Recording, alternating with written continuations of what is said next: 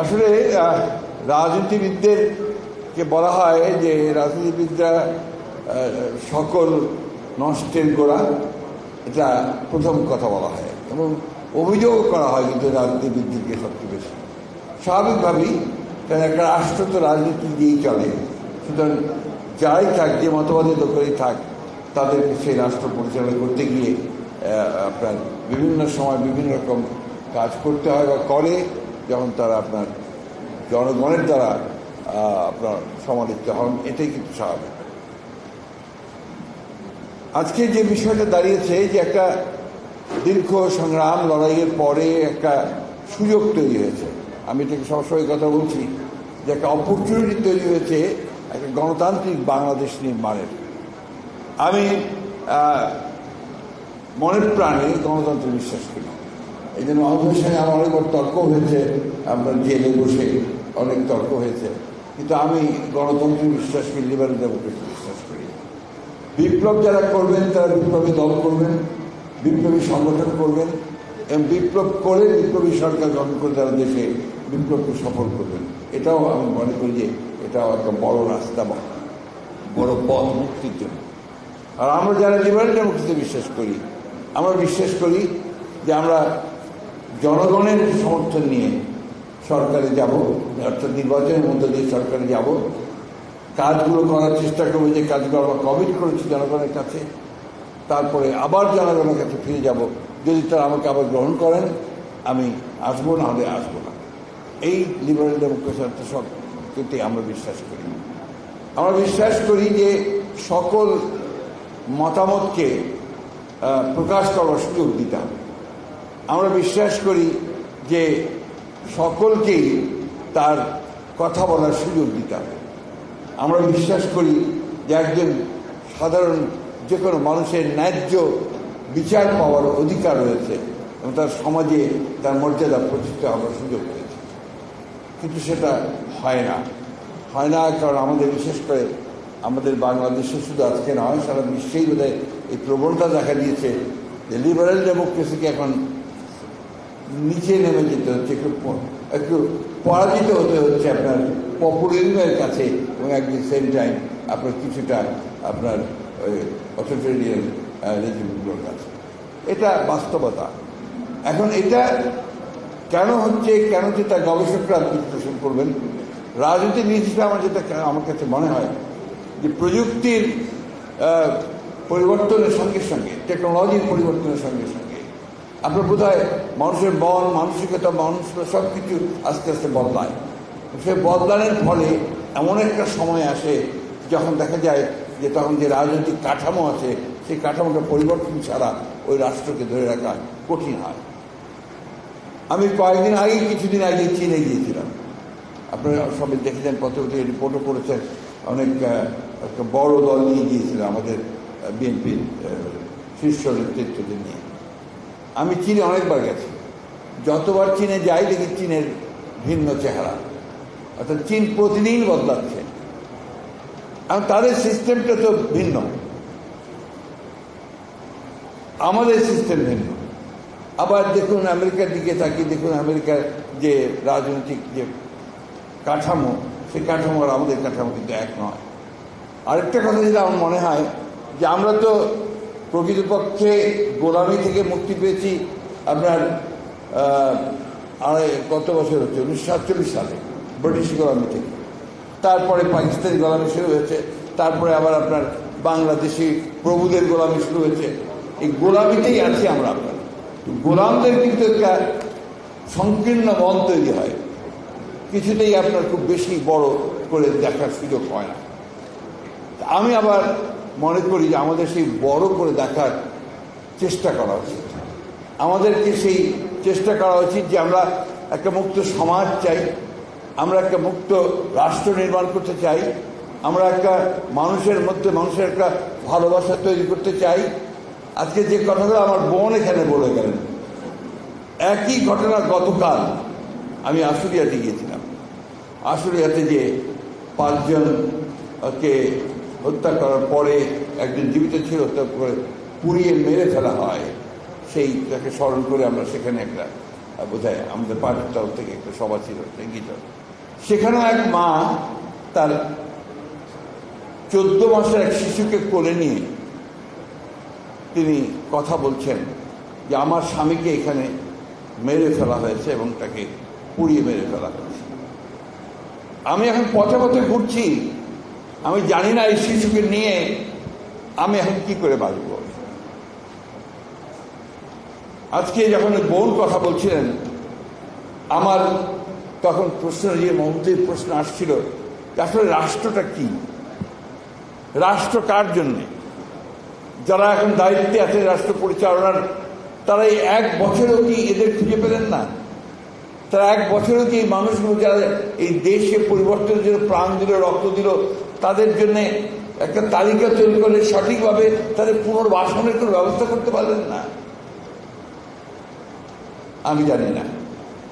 এখন কিছু বললেই আমার 2জন বন্ধু বান্ধব আছেন সরকারের মধ্যে, তারা আমাকে বলেন যে তোমরা তো সবসময় আমাদেরকে আক্রমণ করছো। আর আক্রমণ কখন করা হয়? আক্রমণ তখনই করা হয় যখন ব্যর্থ হয়।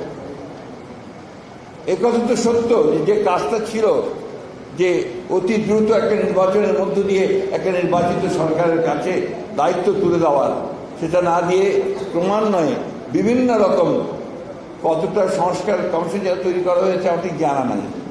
6টা আমাদের অ্যাক্টিভ, 11টা আর 6টা অ্যাক্টিভ। এখন এই 11টা থেকে 6টা আসার পরেও তারা মনে করে যে এটা খুবই সামান্য, অর্থাৎ তারা দেশকে পুরো নতুন একটা আপনার ওই দেশ তৈরি করতে চান, একটা ম্যাজিক্যাল দেশ তৈরি করতে চান। খুব ভালো কথা, কিন্তু আমরা তো চাই যে সেটা জনগণের মধ্য থেকে আসুক। আমরা তো চাই যে সেটা জনগণ সেই শক্তিটা নিয়ে তারা বেরিয়ে আসবে। আমরা দুঃখের সঙ্গে বলতে বাধ্য হচ্ছি যে সরকারের কাছ থেকে আমরা সেই জিনিসটা দেখতে পাইনি। আমি 5 তারিখের অভ্যুত্থানের পরেই 7 কি 8 তারিখে আমরা একটা সভা করেছিলাম পল্টনের সামনে, আমাদের পল্টনের সামনে। সেখানে আমি 3 মাসের মধ্যে নির্বাচন দাবি করেছিলাম। আমার খুব সমালোচনা হয়েছিল, আপনারাও বলেছিলেন যে বিএনপি এত অস্থির হয়ে গেছে কেন, মির্জা আলমগীর ফখরুল এত অস্থির হয়ে গেছে ক্ষমতায় যাওয়ার জন্য। তখন কথাটা ছিল যে ক্ষমতায় যাওয়ার জন্য। আসলে এখন আপনারাই বলছেন যে ব্যাপারটা ক্ষমতায় যাওয়ার জন্য নয়, ব্যাপারটা হচ্ছে যার শক্তি, যার ক্ষমতা, যার মালিকানা, তার হাতে ক্ষমতা ফিরিয়ে দিতে হবে। আপনার প্রতিনিধি থাকবে না সরকারে, যারা দেশ চালাবে না, তো সেই সরকারের তো সমস্যা থাকবেই। একটা কথা বলার কেউ নেই, কাকে বলবেন, কি বলবেন? আমাদের কাছে এসে ভিড় করছে লোকজন যে আমাদের এই প্রবলেম হচ্ছে, এই প্রবলেম হচ্ছে, এই প্রবলেম হচ্ছে। কে বলবে? আগে তার এমপি ছিল, আগে তার মেয়র ছিল, তারা কথা বলতে পারতো, এখন কোথাও তারা কথা বলতে পারছে না। এই যে বিষয়টা সবাইকে অনুধাবন করতে হবে। তবে আমি অনুরোধ করব, এতটা আপনারা হতাশ হবেন না, নিরাশ হবেন না। আমরা যদি পারি অতীতে, আমরা যদি সেই 52 ভাষা আন্দোলন সফল হতে পারি, 69 সফল হতে পারি, 71 সফল হতে পারি, 24 সফল হতে পারি, উইথ অল আওয়ার লিমিটেশনস, তাহলে আমরা এটাও পারব। এটা আমি বিশ্বাস করি, এবং বিশ্বাস করি বলেই আমরা আপনার এগিয়ে যেতে পারবো। আমি কারো সমালোচনা করতে চাই না। আজকে যে সময়টা, এই সময়টা হচ্ছে পারস্পরিক একটা বোঝাপড়া করার সময়। একটু বুঝে নিয়ে, পরস্পরকে বুঝে আমরা যদি খুব দ্রুত এগিয়ে যাওয়ার চেষ্টা করি, তাহলে ফলটা লাভ করবে জনগণ, তার একটা প্রতিনিধিত্ব থাকবে, তার একটা সরকার তৈরি হবে। এটাতে যে সব শোনা হয়ে যাবে, সব কিছু আপনার সমস্যাগুলো মিটে যাবে তা না, কিন্তু একটা রাস্তা তৈরি হবে, যে রাস্তার মধ্যে দিয়ে আমরা আমাদের কথাগুলো, জনগণের কথাগুলো সেই সরকারের কাছে পৌঁছাতে পারবে। সেই জায়গাটাতে আমরা যেতে চাই। এবং আমার বিশ্বাস যে এত সমস্যার পরেও আমরা দেখলাম যে 12টা মৌলিক বিষয়ে আপনার একটা ঐকমতে এসছে, বাকিগুলো ঐকমতে যাওয়ার চেষ্টা হচ্ছে। প্রতিদিন বৈঠক হচ্ছে, কয়েক ঘন্টা ধরে। অনেকগুলো বিষয় আছে যেগুলো আমরাও ঠিক বুঝি না, যে যা তারা যেগুলো করতে চান, এইগুলোকে বাদ দিয়ে যে মৌলিক বিষয়গুলো আছে সেই বিষয়গুলো সমাধান করে আমার মনে হয় অতি দ্রুত যে নির্বাচনের একটা মোটামুটি ধারণা পাওয়া গেছে। আমাদের লন্ডনের তারেক রহমান সাহেব এবং আমাদের প্রধান উপদেষ্টা সবার মধ্য দিয়ে যে ফেব্রুয়ারি মাসের প্রথম দিকে নির্বাচন, প্রথম দিকে না, সেকেন্ড উইকে মধ্য সময় আপনার নির্বাচনটা হবে। আমার মনে হয় যে সেটা হলেই বোধহয় অনেক সমস্যা, অনেক আপনার আমাদের দ্বিধা, সেই দ্বিধা কাটিয়ে আমরা একটা জায়গায় পৌঁছে দিতে পারবো। আরেকটি কথা বলে আমি শেষ করতে চাই, সেটা হচ্ছে যে রাজনৈতিক দলগুলোকে পারস্পরিক একটা বোঝাপড়া থাকতে হবে। এই বোঝাপড়া না থাকলে এই যে আমরা কাদা ছোড়াছুড়ি করছি, গণতন্ত্রের কাদা ছোড়াছুড়ি হবে, অনেক অনেক আপনার কথা আসবে, কিন্তু এটা একটা সীমা থাকা দরকার। তা নাহলে যেটা হয় সেটা হচ্ছে যে আপনার একটা তিক্ততা সৃষ্টি হয়, যে তিক্ততা ভবিষ্যতে গিয়ে রাজনীতিকে আরও পুরস্কৃত করে। আসুন আমরা আজকের যে উদ্যোগ প্রেস ক্লাবের, আমি সেটাকে স্বাগত জানাই এবং আমি আপনাদেরকে ধন্যবাদ এই জন্য জানাতে চাই যে আমাকে তারা আবার একটা সুযোগ করে দিয়েছেন আপনাদের মাঝে আসার জন্য। যদিও এই প্রেস ক্লাবে আমার অভিজ্ঞতা জানতে চেয়েছিলেন আমাদের প্রেস ক্লাবের সদস্য, এই অভিজ্ঞতা আমি আর বর্ণনা করতে চাই না, কারণ এটা আমার জন্য খুব সুখের নয়, আনন্দের নয়। তবে এটাকে আমি ওই সময় স্বাভাবিক মনে করেছি যখন আপনার গেটের বাইরে যাওয়ার সঙ্গে সঙ্গে আপনার এই লোহার বড় বড় হাতুড়ি দিয়ে গাড়িটাকে পেটানো শুরু হলো। আমার তখন এই মুহূর্তে হয়েছিল যে আর বোধহয় জীবন্ত অবস্থায় ফিরে যেতে পারবো না। যাই হোক, ফিরে আছি, আপনাদের সঙ্গে দাঁড়িয়ে কথা বলছি। আমরা যারা গুটিগত সৌভাগ্যবান, যারা আমরা এখনো বেঁচে আছি, কথা বলার সুযোগ পাচ্ছি, আমাদের দায়িত্ব হচ্ছে এই যে আমার বোন কথা বলেন, ওনার কান্নাটাকে আমরা কী করে বন্ধ করতে পারি।